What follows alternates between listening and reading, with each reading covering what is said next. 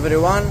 Here you go, an update on the Nissan Skyline R34 GTR full restoration.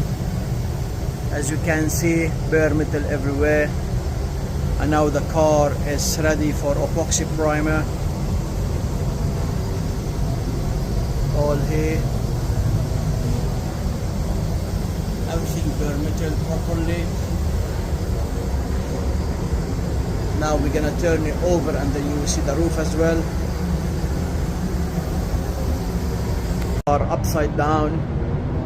This is the roof, and now you're gonna see how we throwing or applying the epoxy primer on it.